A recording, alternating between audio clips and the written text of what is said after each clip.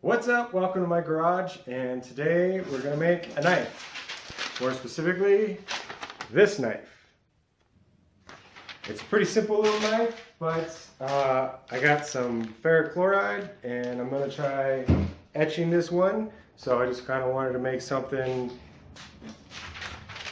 that was, kind of just kind of basic, a little bit different. I haven't really made one with the straight tip, no tip, or whatever you call it. But I'm excited to etch this once we got it done and see how it goes.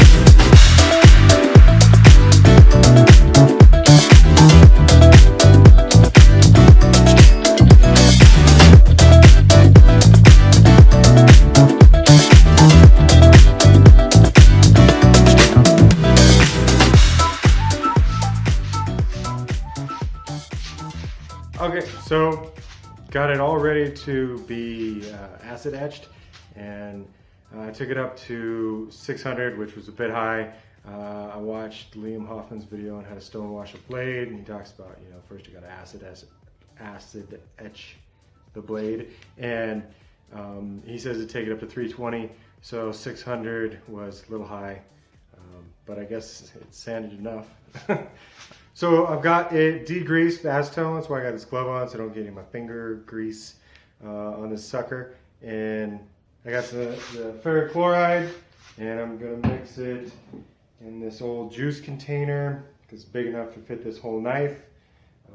I'm going to do the whole thing because the spine is going to be shown because it's a full tang. So I want all the metal to be, you know, the nice black etched color. So I got some water to rinse it off in.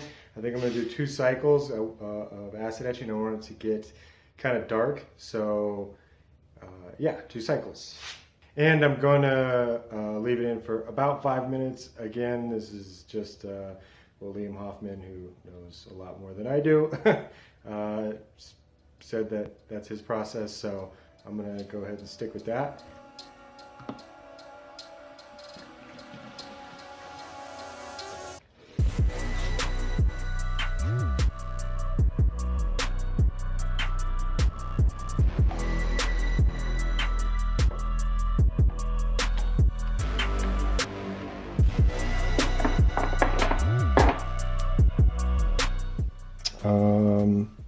Yeah, that looks not as consistent as what I've seen other people get. Guess we'll rinse it off and just keep trying. Maybe I just need to etch it a little bit longer.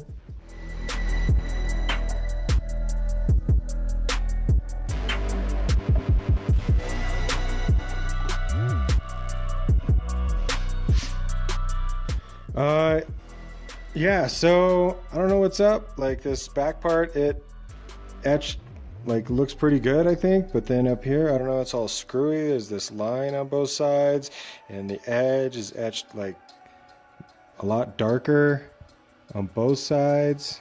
But this side, the whole thing got a little more etched. I don't know if anybody has any idea why it turned out like this. Please let me know. I think I might try just as an experiment, because this is, you know, this is looking pretty bad here. Just you know, get some rocks or something and try to maybe like rock tumble it a little bit, just kind of see how it turns out, just as an experiment, because you know this is kind of a fail for sure. So I'll still finish it off, put some scales on it. I got the zebra wood I ordered a while back. I think that might be like a cool contrast. But all right, let's finish it off. So I was talking to this guy on Instagram, and he was asking me about the heat treat, and I think that's actually why it turned out like this. You know, it seems like the blade, the edge is a little bit harder maybe than the rest of the spine, and then up here is where I stopped heat treating it. So I mean, that kind of makes sense. You know, the harder the material, the probably it'll etch at different rates. I would think that this would be the darker, since it's not hardened, and this is hardened though. So that still has me kind of questioning. Anyway, since it's all funky anyway, I'm gonna go ahead and try to ghetto stone wash this blade. I got this 2-liter plastic bottle, and I collected some rocks. I got some big rocks, some little rocks. I'm just gonna put some water in here and then kind of spin it and shake it on the vibrator. And you know, I give it like a 90% chance that it actually makes the blade look worse, and like a 10% chance that it helps cover up some of this horrible etching job.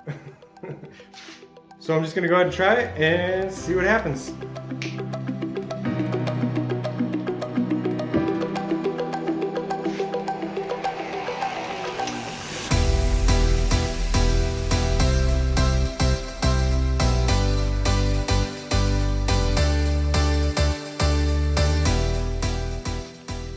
But I don't know, this actually looks kind of decent. Yeah, I'm gonna go ahead and finish this up, put some scales on it. I'll try to get some better pictures of this so you can see the stone washing, but I kind of like it.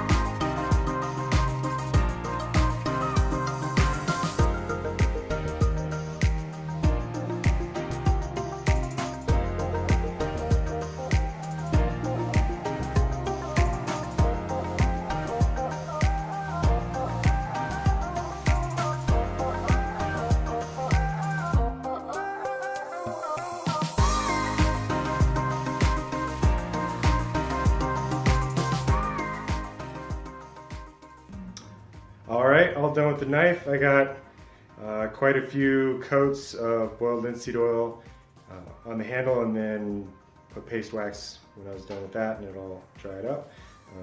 As you can tell, I got all this stuff down to an exact science. So I think the problem with the heat treat is that my forge is only like one little propane torch in the back, and it's just, there's not enough heat in there getting the blade evenly heated.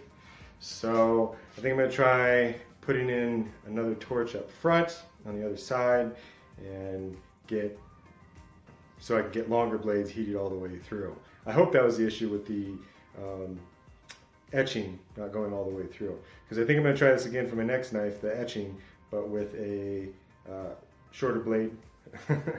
Hopefully I can get it heat treated the exact same, and the etching will come out nice. But this one's definitely just a, going to be a beater knife. Also, I've been making handles that fit like my hand like this. At least that's how I measure it when I draw it, and they're a little bit small for me. So I think I need to start adding like an extra ½ inch maybe onto my handle designs, because this one, I mean, my hand just swallows this thing. And I kind of messed up when I was doing the secondary bevel. That's why it looks all, huge on this side. I slipped a little bit when I was grinding it in. But I don't know, I got it sharp enough to cut something as tough as paper.